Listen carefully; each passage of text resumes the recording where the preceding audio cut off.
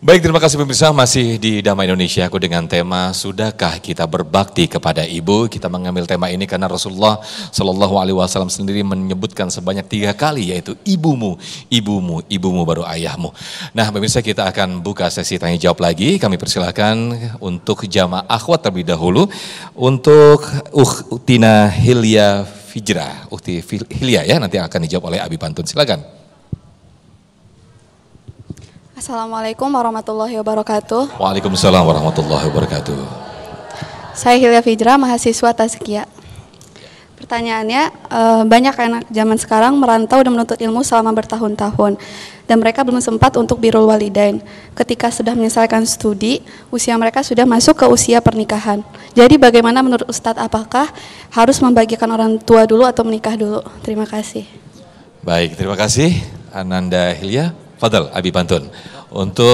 Jadi banyak sekarang ini mahasiswa studi keluar kota dengan waktu yang lama. Nah menjelang lulus, ketika ingin berbakti, tapi itu di saat itu juga sudah menjelang masa pernikahan. Akhirnya waktunya harus terbagi lagi. Nah ini bagaimana melihat fenomena seperti ini, Abi? Silakan Abi. Ya. Boleh sambil turun Abi?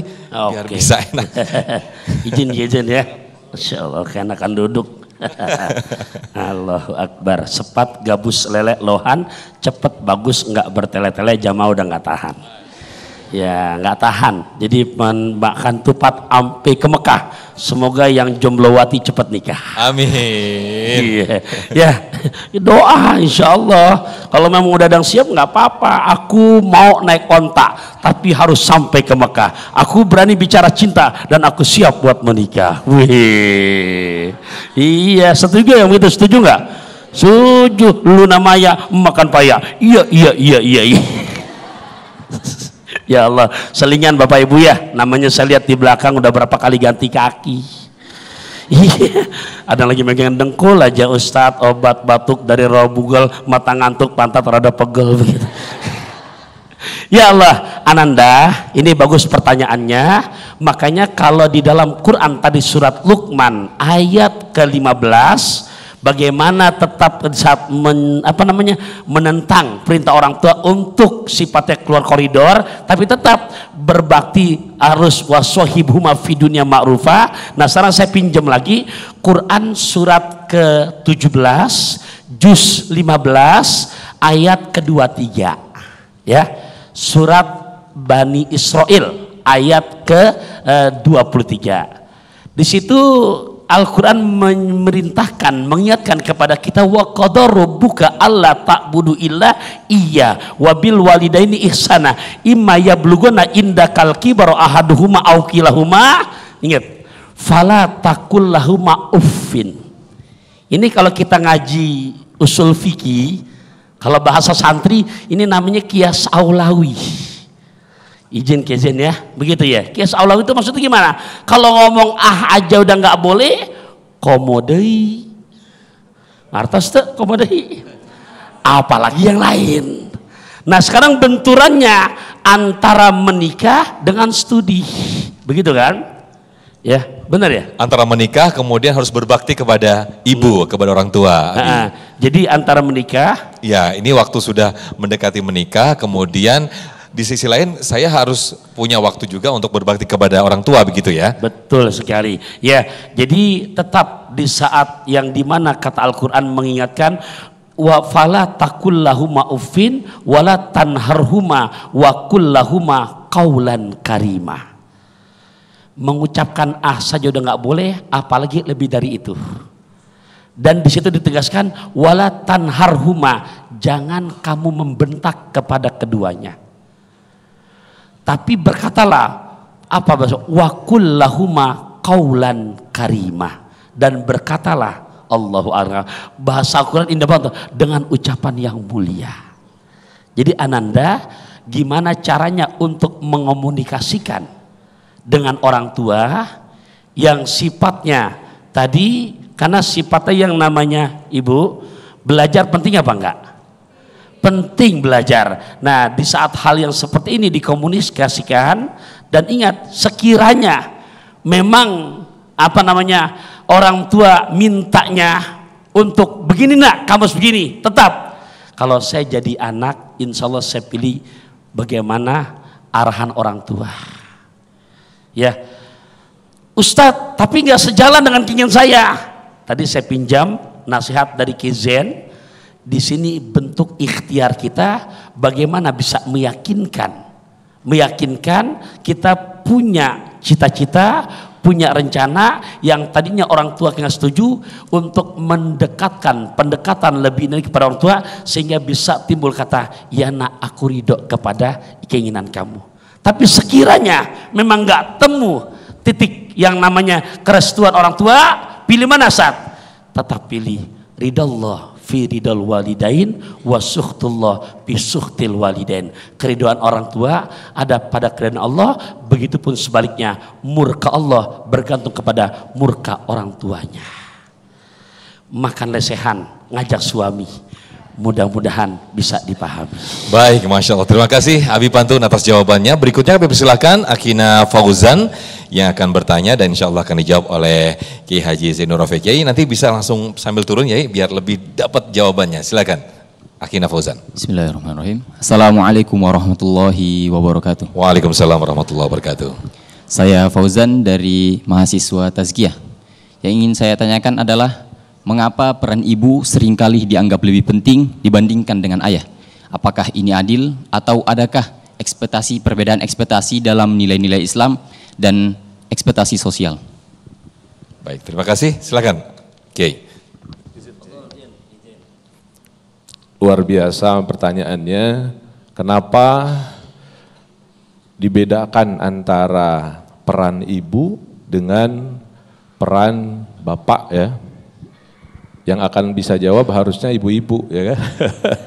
Cuman saya mewakilin saja bahwa ibu itu makhluk Allah yang dititipkan dalam kakinya itu sorga. Kenapa tidak bapak? Padahal bapak lebih keras bekerjanya, bapak lebih banyak mengumpulkan uang, bapak bla bla bla bla. Maka salah satu di antaranya perbedaannya pertama, bahwa ibu kita mengandung selama 9 bulan.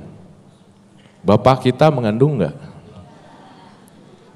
Ibu-ibu, saya di pesantren pernah mencoba dalam sebuah perenungan anak-anak kecil. Kemudian nak bawa buah kelapa, simpan di sini. Kemudian diasumsikan anak-anak coba kelapa yang satu ini simpan di depan perut kita, diikat, bertahan enggak selama 9 bulan. Jadi Allah Subhanahu wa taala menggambarkan salah satu di antara keunggulan ibu itu adalah, bayangkan selama 9 bulan, orang sekuat apapun, laki-laki sekekar apapun, gak bakalan kuat 9 bulan membawa sesuatu yang bukan dari dirinya selama 9 bulan. Dan itu bisa dicoba. Maka bisa dikatakan ibu-ibu itu sebenarnya lebih kuat ketimbang bapak-bapak. Coba ibu-ibu kalau menggendong, mohon maaf, kalau ibu-ibu kalau menggendong sebegitu sibuknya, kemudian masak, kemudian menerima telepon, kira-kira bapak-bapak bisa enggak? Enggak bisa. Kelebihan dari ibu yang luar biasa. Kemudian yang harus dirasakan, ini gambarannya, ketika kita masih kecil, ketika kita baru umur 1 bulan 2 bulan dalam perut kita, ibu kita mungkin ditemani oleh ayah kita datang ke dokter. Pak dokter, yang pertama kali ditanyakan oleh ibu kita kepada dokter dalam kondisi dia meriang, dalam kondisi dia demam, dalam kondisi dia lelah. Yang ditanyakan kepada dokter pertama kali bukanlah, dokter, kenapa saya meriang, kenapa saya tidak nyaman, kenapa saya begini. Ingat pertanyaan ibu kita kepada dokter, dokter, bagaimana kondisi anak saya yang ada di dalam janin saya. Coba rasakan bahasa cinta apa antara kita saat itu dengan orang tua kita, padahal kita belum tahu, padahal kita belum kenal. Tapi ibu kita sebegitu cintanya yang dalam pada kita sehingga memprioritaskan kita ketimbang jasadnya dan dirinya. Dokter, bagaimana kandungan saya? Padahal layaknya seorang manusia, dokter, saya tuh kurang makan, saya kurang minum, itu yang harusnya ditanyakan. Tapi disitulah ada bahasa ilahiyah dan itu merupakan sentuhan rabbaniyah. Itu gambaran dari sifat Allah yang maha rahman dan rahim masuk di dalam kehidupan ibu kita, masuk ke kita, dan semuanya dalam kendali Allah subhanahu wa ta'ala. Bahasa itu yang kita rasakan dari ibu, dari bapak belum tentu. Kemudian menyusui selama 2 tahun. Mungkin enggak setelah 9 bulan, kemudian 2 tahun. Bapak-bapak mungkin enggak? Maka mohon maaf, bapak-bapak jangan protes. Ya. Dan seyogianya kita memang memposisikan. Al-Quran pun begitu. Hadis pun menggambarkan bahwa al-jannatu tahta aqdami al-ummahat. Surga itu kenikmatan. Ingat, surga itu bukan hanya asumsi kita yang akan ada di akhirat nanti. Surga itu adalah keindahan hidup di dunia dan juga di akhirat. Di dunia kita akan sukses, di dunia kita akan mendapatkan segala yang kita rencanakan, di dunia kita akan growing, ada growth, kemudian akan mendapatkan segala sesuatu. Kalau apa? Kalau ada ridhonya orang tua kita. Betapa mahalnya orang tua yang merestui dan meridhoi kita. Maka kembali, yakinlah dengan Al-Quran, yakinlah dengan teks hadis bahwa Allah subhanahu wa ta'ala telah menggariskan beda antara ibu dengan bapak. Derajatnya seperti disampaikan oleh Ustadz Taufikur Rahman tadi, 3 lawan 1. Mudah-mudahan kita lebih bisa memprioritaskan ibu.